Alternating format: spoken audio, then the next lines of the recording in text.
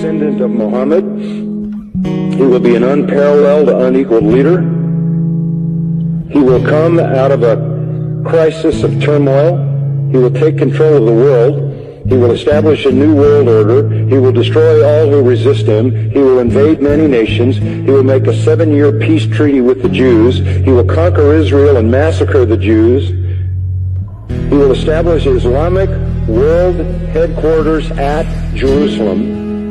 He will rule for 7 years, establish Islam as the only religion. He will come on a white horse with supernatural power. He will be loved by all people on earth. So Jesus will return. Yes, Muslims believe that Jesus will come again. They believe in the return of Jesus. Not the true Jesus. The Jesus of Islam, not God, didn't die, didn't rise, didn't provide a sacrifice for sin, but he does return. He's a prophet, and he comes back, and he has one purpose when he comes back, and that is to assist and aid the Mahdi. He returns, listen to this, as a radical Muslim. He comes back as a radical Muslim. He will arrive, by the way, at a minaret near Damascus. And he will come back holding the wings of 2 angels who flew him down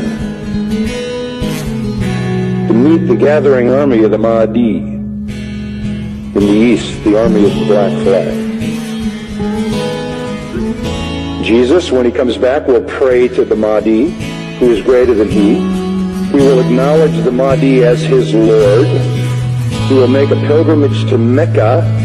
He will worship Allah, and thus he will lead all Christians who will follow him to reject their notion of Jesus and accept the real Jesus, who is nothing but a prophet and a man.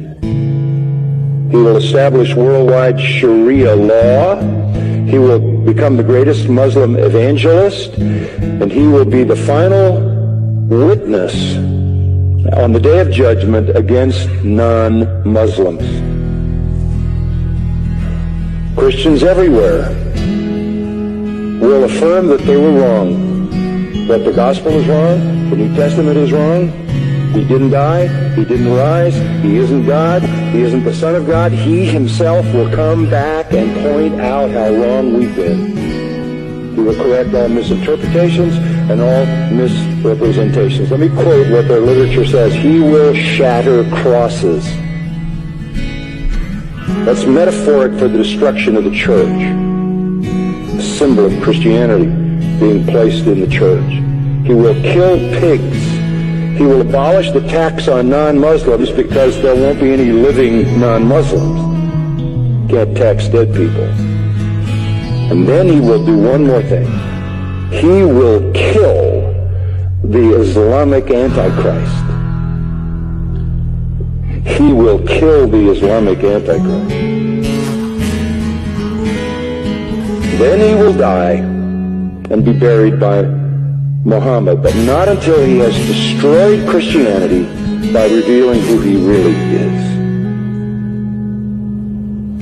One of their writings says he espouses the cause of the Mahdi. He is the Mahdi's executioner. He is the Mahdi's enforcer. He is the Mahdi's prophet. And it is he who kills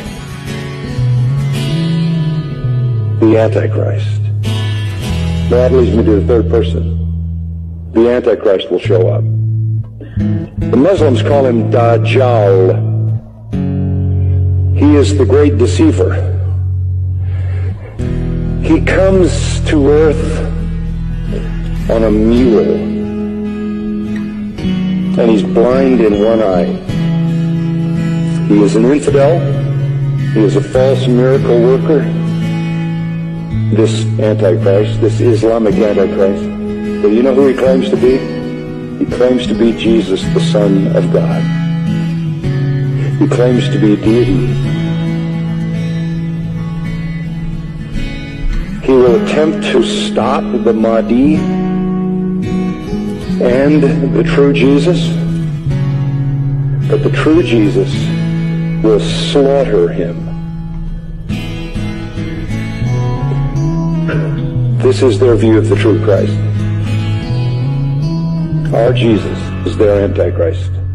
Our Antichrist is their Redeemer.